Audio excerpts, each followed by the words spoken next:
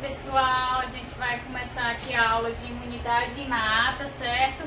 Que ontem deu um probleminha na hora da aula online, não consegui gravar a webconferência, então estou regravando para vocês essa aula e é até melhor que eu vou repontuar alguns pontos que ficaram um pouquinho confusos na hora da aula, então a gente vai ver melhor, mais detalhado essas partes, ok? Então,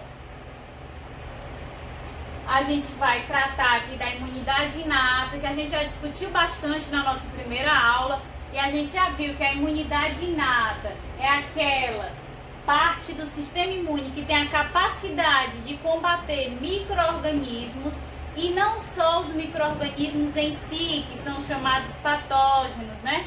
Mas também as partes desses micro-organismos, que são chamados antígenos, certo? A imunidade inata, como nós já vimos, ela já está pronta, ou seja, ela já nasce com a gente. Quando a gente nasce, a gente já tem a imunidade inata, ela já está pronta para combater qualquer agente estranho que venha invadir o nosso organismo. Ela tem uma resposta rápida devido justamente a isso, ela já está pronta. E também a gente viu que ela se dá principalmente através dessas 5 funções aqui, né? Ela desempenha os seus papéis através desses 5 mecanismos, através da ação das barreiras físicas, né? Que é a barreira primária no combate à entrada de qualquer micro-organismo no nosso corpo. Então, por isso que é chamada barreira física, que de fato impede a entrada desses micro-organismos no corpo. A gente também já viu que ela faz esse combate aos micro-organismos através da ação das células fagocitárias, e que essas células fagocitárias são essenciais, né? Elas atuam como uma segunda resposta. Por que segunda resposta? Porque é o momento em que esse micro-organismo ultrapassa essa barreira primária. Então elas vão atuar como uma resposta secundária no combate direto àquele micro-organismo que conseguiu invadir esse corpo, certo? E vão desencadear, além de fagocitar esses micro-organismos e degradá-los, também vão conseguir desencadear uma resposta inflamatória lá no local da infecção, ok? Também elas vão estimular o resto do sistema imune através do quê? Através da secreção de hormônios, citocinas e quimiocinas, que vão atrair outras células do sistema de defesa, certo? Então elas têm esse papel essencial em todos esses processos que otimizam a resposta do sistema imune. Também a gente vai detalhar aqui qual é o mecanismo de ação das células NK, ou seja, das células natural killers, e esses outros 2 mecanismos aqui, essas outras 2 funções da imunidade inata, nós não vamos detalhar nessa aula, que o sistema do complemento a gente já viu na aula anterior, e os hormônios, que são as citocinas e as citocinas especiais, no caso as quimiocinas, a gente vai detalhando ao longo do semestre, certo? Ao longo das aulas que nós formos tendo, porque todo tipo de ação do sistema imune demanda determinada citocina, e é assim que nós vamos tendo contato com esses tipos de citocina, certo? Nós não vamos ter uma aula específica para as citocinas, ok? Então vocês já sabem que a imunidade inata combate os patógenos, bem como suas partes, ou seja, o que é que eu quero dizer com partes, né? É aquele patógeno que foi fagocitado e foi degradado. Se ele foi degradado em pedacinhos, e esses pedacinhos são chamados antígenos. Então a imunidade inata tem a capacidade de combater essas partes inteiras e degradadas. Ela é uma resposta rápida por já estar pronta e atua principalmente através desses mecanismos. E nós vamos detalhar esses 3 aqui bem direitinho, certo? Então, inicialmente, nós temos como componente primário da imunidade inata as barreiras físicas, né? Que são a resposta primária da nossa imunidade inata. Por quê? Porque, de fato, atuam como barreira à entrada de micro-organismos, certo? Por que que elas têm essa capacidade de atuar como barreira a esses micro-organismos? Porque vocês devem se lembrar lá da histologia do tecido do tecido epitelial, né, que compõe lá o nosso sistema tegumentar, a pele e tudo mais. Vocês devem lembrar que na epiderme, que compõe a pele, a gente tem de 4 a 5 camadas de células. E só na primeira camada lá da epiderme a gente tem mais de 30 camadas de células mortas, achatadas e justapostas. Por que essa quantidade tão grande de células empilhadas, achatadas? Porque é justamente essa quantidade de células que vai gerar essa proteção física, que vai impedir de fato a penetração desse micro-organismo. O micro-organismo, para entrar no organismo, ele vai ter que penetrar todas essas camadas da epiderme até chegar na derme, que é a região de fato vascularizada, certo?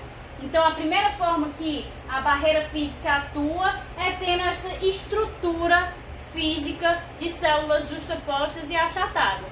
A segunda forma que ela também consegue evitar a infecção desses micro-organismos é que essas células epiteliais que compõem as barreiras físicas, seja da pele, seja das mucosas, elas têm a capacidade de secretar determinadas substâncias. E que substâncias são essas que também ajudam a impedir a entrada desses micro-organismos? A gente tem a secreção de muco, secreção de lágrimas aqui pela glândula lacrimal nos nossos olhos, a gente tem a secreção de suor e até mesmo a secreção de antibióticos peptídicos pelas células epiteliais. Foi perguntado na aula o que são esses antibióticos peptídicos. Todo antibiótico é aquela substância que tem a capacidade de eliminar bactérias. Constantemente aqui nós estamos sendo expostos aos mais diferentes tipos de bactérias. Algumas mais inofensivas e outras em que a gente precisa de fato de um antibiótico mais potente. Então as nossas células têm a capacidade de sintetizar esses antibióticos peptídicos mais simples que conseguem combater essas bactérias comuns que nós somos expostos constantemente, ok? Como resposta secundária, né, ou seja, no momento em que o micro-organismo ultrapassa essa barreira primária, ou seja, passa a pele ou passa a mucosa do nosso corpo, a gente tem a ação das células fagocitárias. E quais são os principais tipos de células fagocitárias? Nós temos os macrófagos, as células dendríticas e os neutrófilos. Os macrófagos, eles têm como precursor os mastócitos, que a gente vai já detalhar direitinho, que foi outra coisa que ficou um pouquinho emperrada na aula online, certo? Então, os macrófagos, eles vão ter a função de ser a principal célula fagocitária, ou seja, o principal mecanismo da imunidade inata, certo? E como é que eles vão atuar combatendo a infecção por esses micro-organismos? Eles são capazes de realizar a digestão, ou seja, degradação desse micro-organismo através dos lisossomos. Então, no momento em que o macrófago se encontra com o micro-organismo, ele vai fagocitar esse micro-organismo e gerar uma vesícula contendo patógeno. E aí vem o lisossomo, que vocês lembram lá das células sanguíneas, quando vocês viram na aula também de histologia, que esse lisossomo é uma organela que existe em todas as células, que contém mais de 40 enzimas líticas. São enzimas que têm a capacidade de degradar os mais diversos tipos de moléculas. Então esse lisossomo, contendo todas essas enzimas, vai se fundir com a vesícula que contém o patógeno, para que essas enzimas possam atuar sobre esse patógeno, degradando, ou seja, quebrando ele em diversas partes, certo?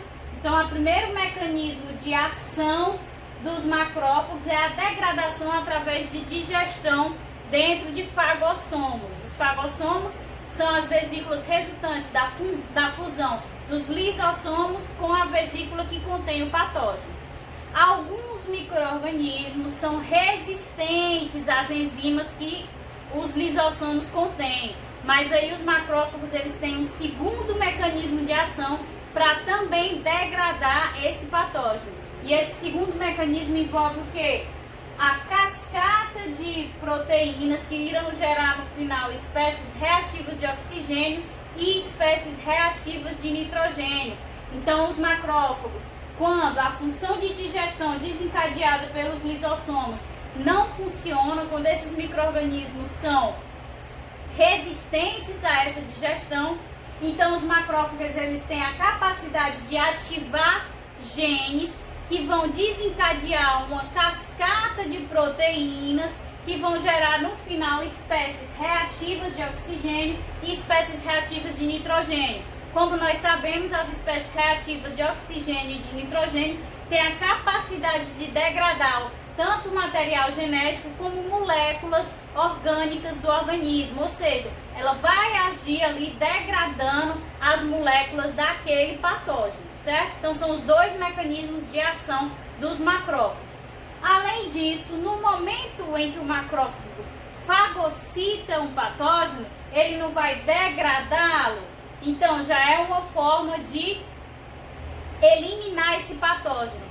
Mas, além disso, ele não vai fagocitar apenas um patógeno, porque o organismo não foi infectado por apenas um indivíduo, um vírus. São milhares de vírus, milhares de bactérias que invadem o organismo ao mesmo tempo, automaticamente, a célula. Então, esses outros organismos que estão sendo lá degradados vão gerar o quê?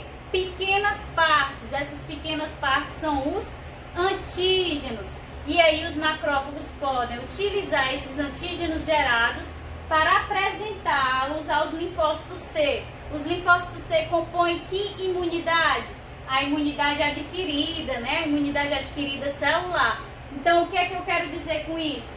Que além dele atuar degradando esses patógenos através da digestão ou através das espécies reativas, ele também tem a capacidade de ativar a imunidade adquirida, apresentando esse antígeno que ele degradou lá para os linfócitos T, certo? Então é mais uma forma de ação do macrófago. O macrófago também tem a função não apenas de inativar esse micro-organismo, mas também de realizar o reparo tecidual no local que foi lesado. Então, no momento em que há o rompimento da barreira primária e que há infecção do micro-organismo, alguma célula tem que ser responsável pela renovação daquelas células que foram lesadas ali naquela barreira primária. E o macrófago ele está relacionado à secreção de fatores de crescimento que vão favorecer a multiplicação de células, ou seja, a geração de células novas que vão preencher aquele local e assim reparar o dano que havia sido feito no local, certo? E o que é que eu quero que vocês saibam? Que eu falei para vocês no início que os mastócitos são um quarto tipo de célula fagocitária. Os mastócitos são as células sanguíneas que são sintetizadas lá na medula. Os macrófagos em si não são sintetizados na medula. Eles são sintetizados na sua forma precursora, que é o mastócito. E é o mastócito que consegue ficar circulando na corrente sanguínea. Esse mastócito só vai se diferenciar em macrófago no momento em que ele atingir as barreiras primárias, certo? Então, as barreiras físicas, no momento em que ele atinge aquela barreira física, que é o local onde ele fica lá estático, esperando o momento em que ele vai encontrar um micro-organismo, é que ele então vai se diferenciar em macrófago.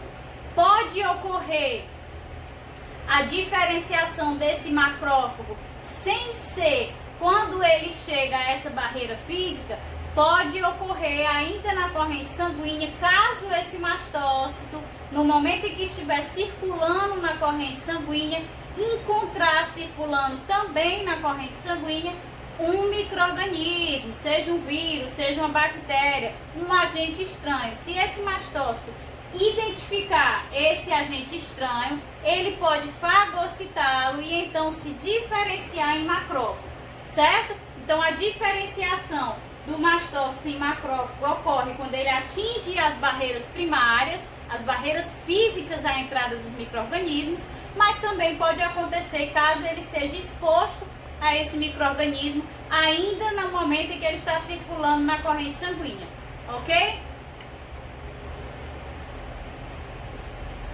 Outras células fagocitárias muito importantes do sistema imune inato, certo? São as células dendríticas. Lembrando que na aula também eu falei que apaguem isso aqui é do slide anterior, que não foi removido. Essa parte aqui não compõe esse slide das células dendríticas, certo? Então, as células dendríticas, elas são as principais células apresentadoras de antígenos.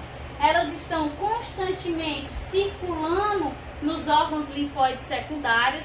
Eu espero que vocês recordem, quando a gente mencionou, os órgãos linfóides secundários são aqueles órgãos onde há o quê? O ponto de encontro entre o micro-organismo e a célula de defesa. Como essa célula dendrítica é a célula que vai apresentar o antígeno a outra célula de defesa, no caso o linfócito T, então ela vai estar sempre circulando pelo órgão linfóide secundário para desempenhar sua função de apresentar o antígeno. Sua principal função é apresentar esse antígeno, ou seja, a célula dendrítica é uma célula fagocitária porque ela tem a capacidade de fagocitar esse micro-organismo, mas o seu mecanismo de ação, de defesa, em fato, não é como o do macrófago, que é de degradar aquele micro-organismo por diversas formas de ação. Não, o seu papel é fagocitar aquele micro-organismo e apresentar os antígenos daquele micro-organismo a outras células de defesa, certo? É por isso que é dito que a célula dendrítica, enquanto não fagocita nenhum micro-organismo, é chamada de virgem. E no momento em que ela fagocita um micro-organismo, é que ela passa a ser chamada de célula fagocitária. E aí, a partir do momento em que ela passa a ser a célula fagocitária, que ela fagocitou um micro-organismo, ela se torna ativa. E na sua forma ativa, a célula dendrítica é uma célula apresentadora de antígenos. Então, se ela apresenta antígenos, ela vai ativar o quê? Os linfócitos T, CD4, né? Que são aqueles linfócitos que capacitam as células a combater aquele micro-organismo, certo? E a última célula fagocitária que a gente tem são os neutrófilos, certo? Os neutrófilos, eles são as principais células fagocitárias responsáveis por desencadear o processo inflamatório. Ah, professora, mas nas aulas anteriores sempre a célula mais importante, até mesmo no slide anterior, não diz que a célula principal no combate ao micro-organismo, célula fagocitária no caso, não é o macrófago? Sim, mas no processo de desencadear a inflamação, a principal célula é o neutrófilo, não porque ele tem um papel principal na secreção de citocinas e quimiocinas.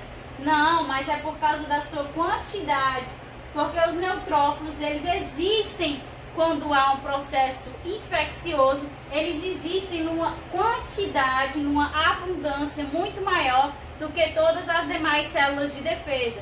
Por isso que eles estão mais relacionados ao desencadeamento do processo inflamatório. Porque quando eles têm uma quantidade maior, eles conseguem secretar uma quantidade maior de citocinas e aí aumentar ali aquele processo inflamatório como um todo, certo? Então, por isso mesmo, esses neutrófilos têm uma vida curta, eles têm uma vida em torno de 6 a 40 horas. Por quê? Porque se eles não tivessem uma vida curta, eles poderiam desencadear um processo de inflamação crônica em diversos órgãos, não é isso? Porque já que eles têm essa abundância em quantidade, após um processo inflamatório ser finalizado, eles continuariam secretando substâncias, citocinas e quimiocinas, que continuariam a desencadear o processo inflamatório. Mas como eles têm uma vida curta, eles são eliminados e não mantêm esse processo inflamatório, removendo o problema da cronicidade de inflamação, certo? Por isso, devido a essa vida curta, que eles são sintetizados constantemente pela medula, ok? Os neutrófilos são os principais responsáveis pela formação do pus e do reparo tecidual. Por quê? Porque são os neutrófilos que vão atuar eliminando principalmente ali aqueles micro-organismos do processo infeccioso. Porque eles são principais atuantes nesse processo? Porque eles têm maior quantidade, certo? E como eles têm uma vida curta, no momento em que se analisa esse pus, a gente consegue observar que a concentração de neutrófilos é muito maior do que qualquer outra célula de defesa, quase proporcional à concentração do agente infectante. Porque no momento em que ele fagocita e elimina aquele agente infectante, aquele micro-organismo, ele também sofre a morte celular devido ao seu tempo de vida curto. Então, ali naquela formação de pus tem os micro-organismos mortos e também as células dos neutrófilos mortas, ok? Por isso que eles compõem o pus. E assim como os macrófagos, os neutrófilos também têm esse papel no reparo tecidual. Só que a gente viu lá nos macrófagos que eles têm um papel principalmente de reposição das células mortas, né? Porque os macrófagos eles vão secretar elementos de crescimento, fatores de crescimento para desencadear a multiplicação de células no local.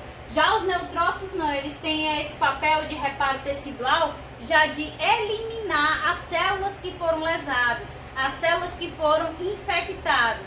Então eles retiram aquelas células lesadas e infectadas do local da infecção, formando junto a elas o que? O pus, ok? Aqui é o mecanismo de ação dos neutrófilos, que também é responsável por essa vida curta. Essa descoberta é recente. Descobriu-se que os neutrófilos, o mecanismo de ação deles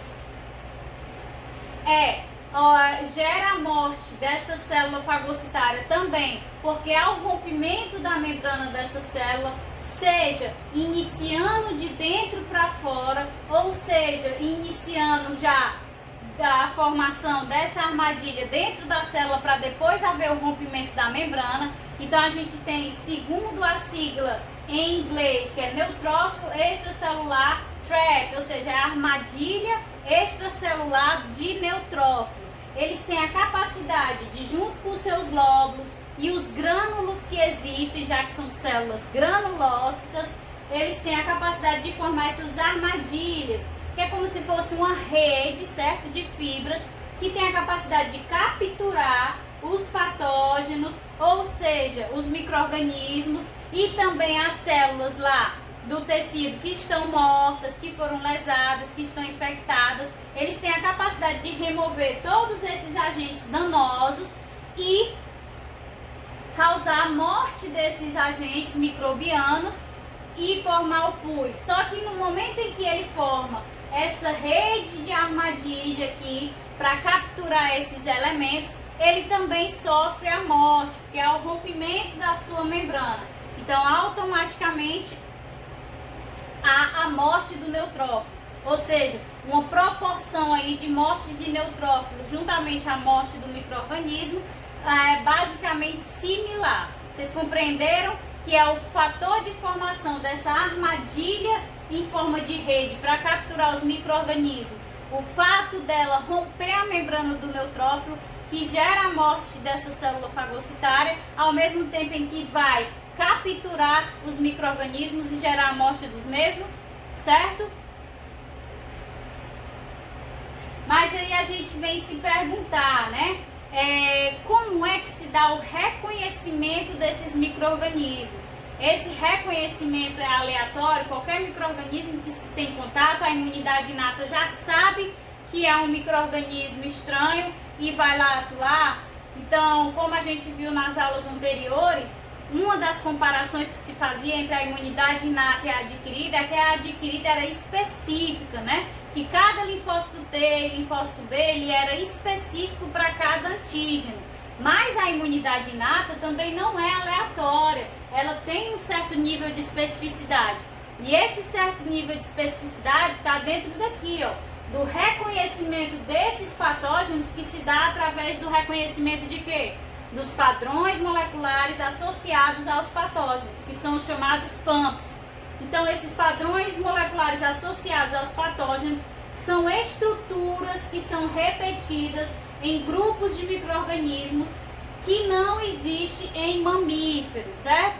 Então, são determinados grupos de micro-organismos que têm sempre como característica a presença daquela molécula. Por exemplo, todas as bactérias gram-negativas, certo? Todas as espécies de bactérias gram-negativas têm na composição da sua membrana a presença de lipopolissacarídeos, que é o LPS. Ou seja, essa é uma molécula comum ao grupo de micro-organismos, ou seja, de bactérias gram-negativas. Então, ela é um padrão molecular associado às bactérias gram-negativas. E é uma das moléculas que podem ser reconhecidas pela imunidade inata. A gente tem também que os vírus, eles têm como característica que seu material genético é constituído por RNA em dupla fita, né? Double strand. Então, a partir do momento em que é reconhecido esse RNA fita dupla, sabe-se que há infecção por um vírus e aí a imunidade inata pode atuar. Então, a gente precisa reconhecer, a imunidade inata precisa reconhecer esses padrões moleculares, certo? E como é que ela consegue reconhecer esses padrões moleculares?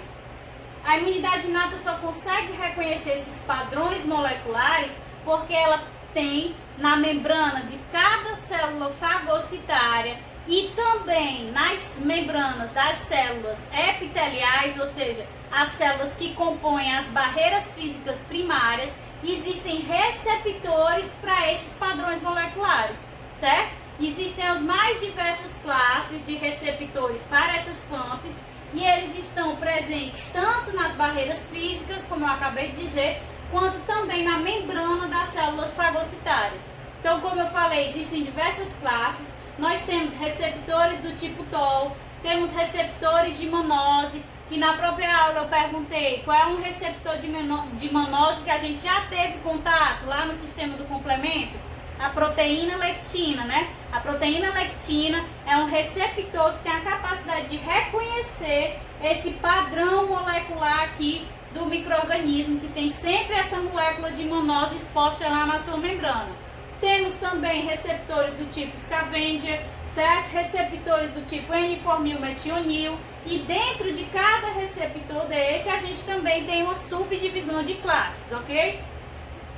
Então, automaticamente, se nós temos vários tipos de receptores para os padrões moleculares, nós vamos ter a capacidade de reconhecer o quê?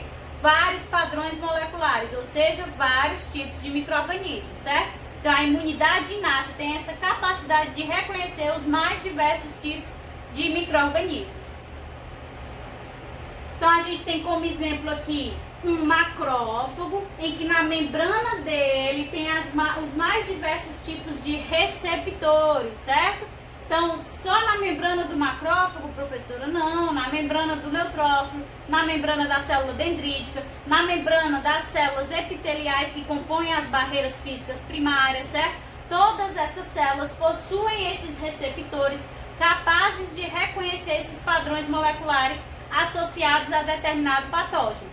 Então, a gente vê aqui que tem receptor de manose, que pode ser uma proteína lectina, a gente tem o receptor tipo TOL4, receptor de glicano, tem o receptor aqui, ó, de LPS, né, que é capaz de reconhecer as bactérias do tipo gram-negativas, temos receptor de varredura, certo? Só para vocês compreenderem como é que se dá a estruturação desse reconhecimento. Então, a gente vai aqui detalhar o mecanismo de desencadeamento da resposta de um tipo de receptor, aqui no caso o receptor tipo TOL, certo?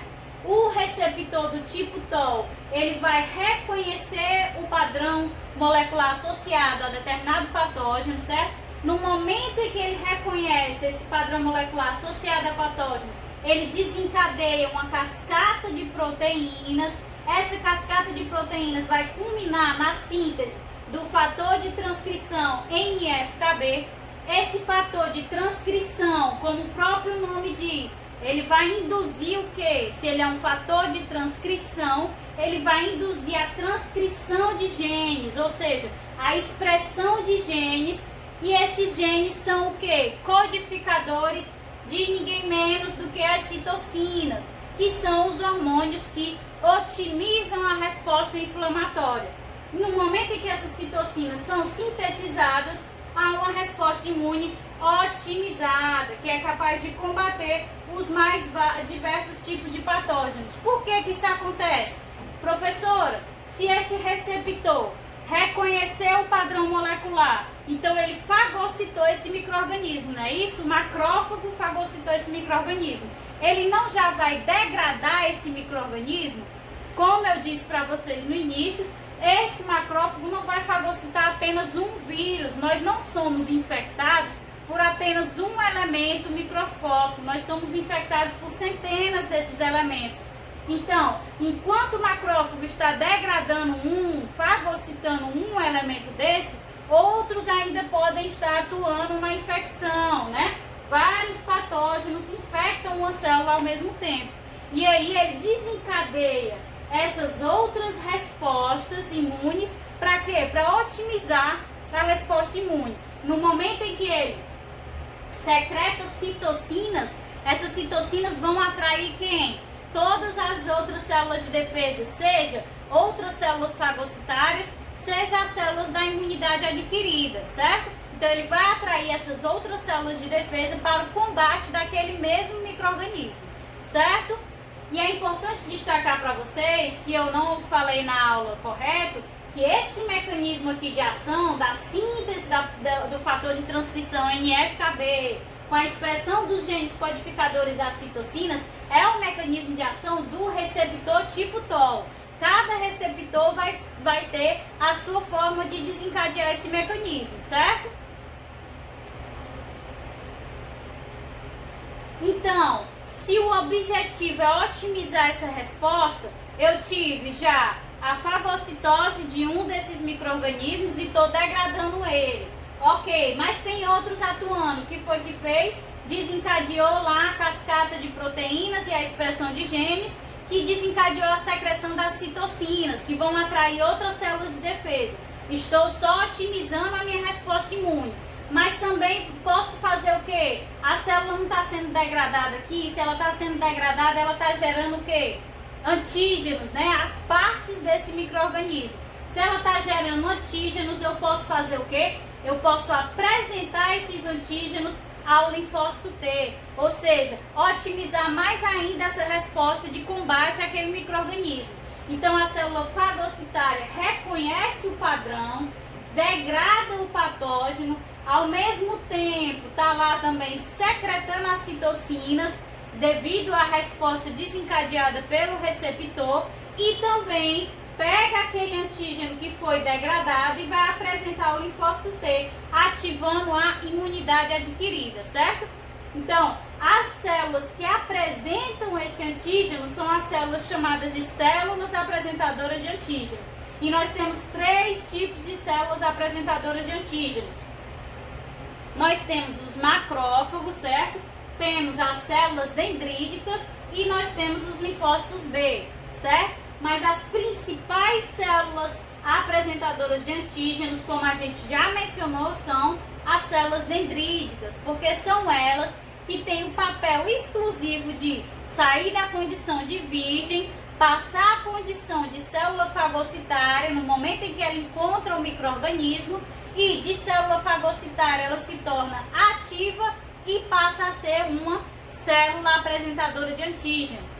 Sendo uma célula apresentadora de antígeno, ela vai fazer o quê? Ela vai se dirigir aos órgãos linfóides secundários, né? Atraída por quimiocinas também sintetizadas lá nos órgãos linfóides secundários, vai apresentar esse antígeno aos linfócitos T, que vocês devem lembrar da figura da aula de órgãos linfóides, certo? Que a gente apresentou que a célula dendrítica ia lá com o micro-organismo fagocitado e apresentava esse micro-organismo ao linfócito T. No momento em que esse linfócito T reconhecia aquele antígeno, ele se tornava ativo. Quando ele se tornava ativo, ele sofria expansão clonal. E após a expansão clonal, ele expressava em sua membrana receptores para as quimiocinas que são produzidas aonde agora? as quimiocinas que são produzidas lá no local da infecção. E aí aqueles linfócitos T podiam se dirigir ao local da infecção, certo? Então tudo isso ocorre para otimizar essa resposta imune, beleza? Só beber uma aguinha aqui, eu falo demais.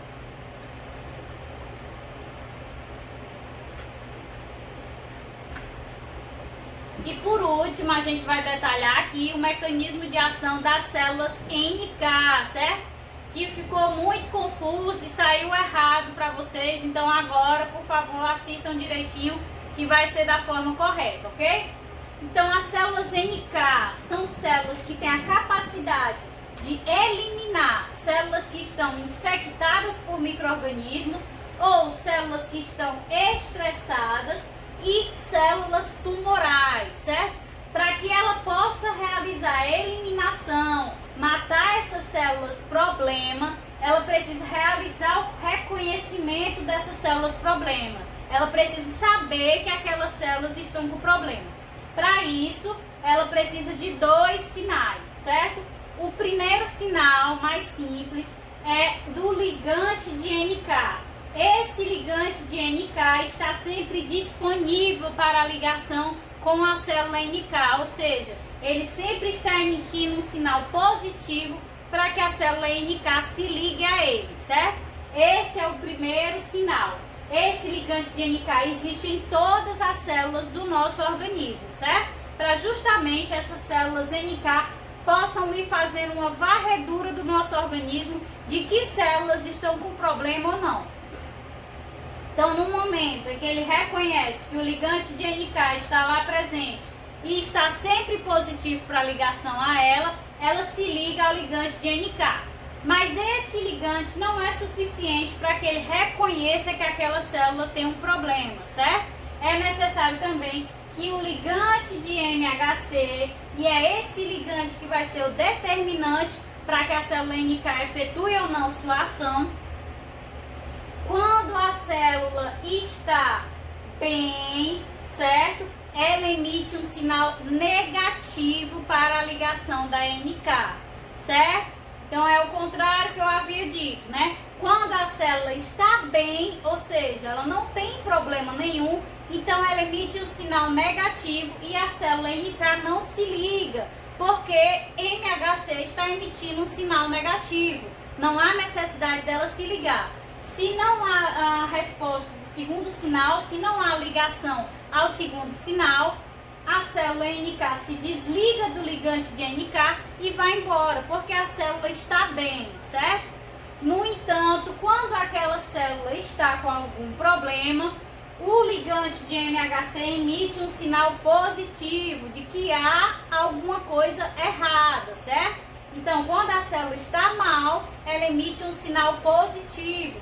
Positivo para quê? Para que a célula NK possa se ligar a ele. Então, a célula NK se liga aos dois ligantes e pode desencadear o seu mecanismo de ação e matar, eliminar aquela célula, certo? Quando é que a gente não precisa da ligação desses 2 ligantes? Ou seja, o mecanismo da célula NK, para que a célula NK atue, ela precisa sempre se ligar a esses 2 ligantes? Sim, ela precisa sempre se ligar a esses 2 ligantes. Esse aqui sempre emitindo um sinal positivo e esse daqui emitindo um sinal positivo, que significa o quê? Que a célula sim está com problema. Então é esse o sinal positivo, de que há um problema. Então no momento em que ela se liga a esses 2 sinais, ela pode desencadear a sua função. Há alguma exceção a esse caso? A célula NK consegue atuar se ela não se ligar a esses 2 ligantes? Só há uma exceção, que é o caso, por exemplo, dos vírus. Alguns vírus, quando infectam as células, têm a capacidade de inibir a síntese desse ligante de MHC. Então, quando ele inibe a síntese desse ligante de MHC, certo? Em vez dele obter o benefício, ele tem um malefício, porque a célula NK não está recebendo nem o sinal negativo de que a célula está ok nem o sinal positivo de que a célula está mal. Então ele sabe que também que há algum problema com aquela célula, certo? Então, independente da célula estar bem ou estar mal, a célula NK precisa receber o sinal do ligante de MHC. Se ele não está presente para emitir esse sinal, então a célula NK entende que há algo errado com aquela célula e também vai matá-la, eliminá-la da mesma forma, certo? Agora ficou mais claro, né? Então, qual é o mecanismo de ação das células NK? As células NK atuam de duas formas, certo?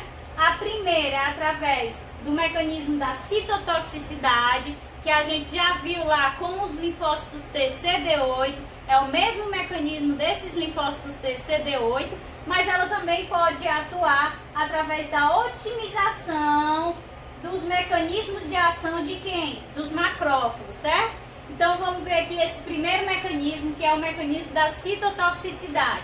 Através desse mecanismo, as células NK vão secretar, quando elas reconheceram lá aqueles dois sinais, né, se ligaram aos dois sinais, ou então, quando há infecção por um vírus, não houve sinal nem negativo nem positivo, então elas reconhecem.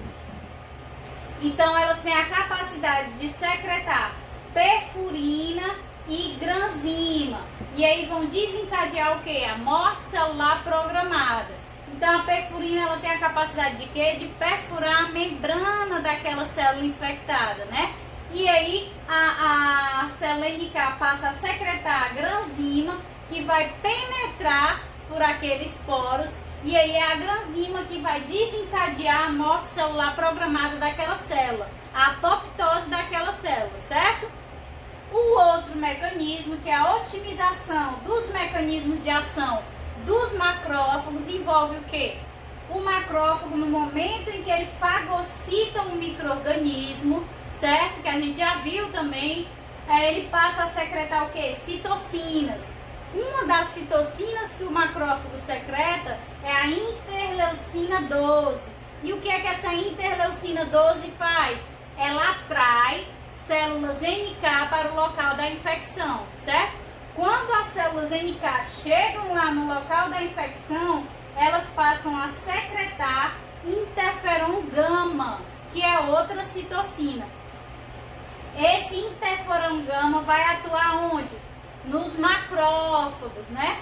Desencadeando esses mecanismos de ação. Ou seja, que é um processo cíclico, né? Os macrófagos que fagocitaram o micro-organismo passam a secretar diversas citocinas, e uma dessas citocinas é a interleucina 12, que é justamente aquela que atrai células NK para o local da infecção. Quando essas células NK chegam ao local da infecção, secretam interferon gama, que vão atuar onde?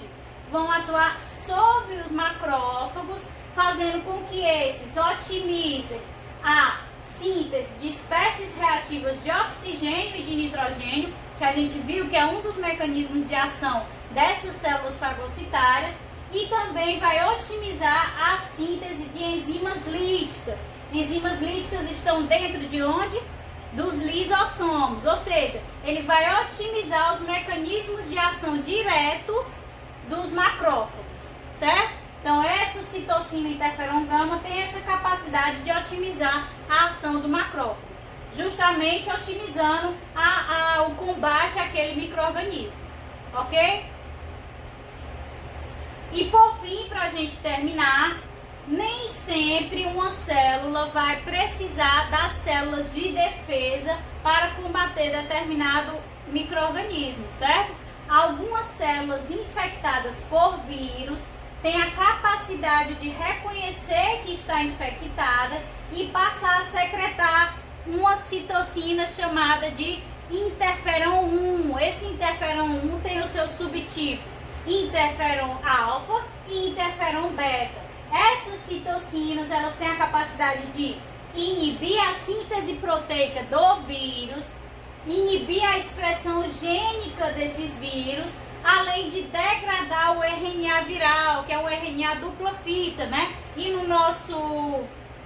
no citoplasma das nossas células, nós não temos RNAs fita dupla, nós temos apenas os RNAs fita simples, né? São os RNAs mensageiros, exceto algumas poucas exceções ali de RNAs catalíticos, mas em sua grande maioria, quando esse RNA de tamanho grande, dupla fita, é reconhecido, essas células também, através da ação dessas citocinas, têm a capacidade de degradar esse RNA viral e no momento em que ela consegue retardar a evolução da infecção desse vírus, ela retarda a proliferação do mesmo, fornecendo um tempo maior para quem?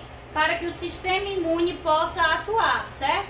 Ou seja, não apenas a imunidade inata, através das células fagocitárias e suas barreiras físicas e demais mecanismos, sistema do complemento e tudo mais, nem a imunidade adquirida através dos linfócitos T e dos anticorpos são essenciais a todo o funcionamento do sistema imune. As células normais também, sem serem células de defesa, também têm a capacidade de combater infecções, no caso aqui por vírus, ok? E essas células que têm essa capacidade de reconhecer esses vírus e desencadear essa resposta são as chamadas células que entram no estado celular antiviral. E elas desencadeiam essas respostas de forma autócrina, ou seja, dentro da própria célula, e também de forma parácrina, né? Que é nas células ao redor. Elas enviam esses sinais e secretam essas citocinas que têm a capacidade de atuar também nas células vizinhas, justamente para minimizar essa infecção. Ok? Tranquilinho? Então, só para finalizar, lembrando, eu coloquei aqui nos próprios slides todo o material de estudo para vocês, certo? Porque vocês sabem que nos meus slides eu sempre colocava todos os textos, porque aí vocês já estudavam diretamente pelos slides. Só que se eu colocar muito texto aqui, fica difícil para vocês visualizarem. Então, já estou colocando nos slides embaixo o material de estudo. Eu mandei já no grupo as questões, né, que vocês têm que resolver e me enviar até a próxima terça-feira, certo? E aí, na próxima terça, a gente começa também na mesma forma, 1h30, e aí vai dar tudo certo com a gravação. Deus é mais e a internet não vai ficar caindo, certo?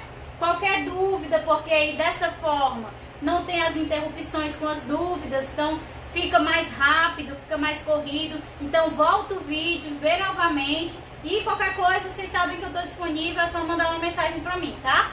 Até mais, até semana que vem.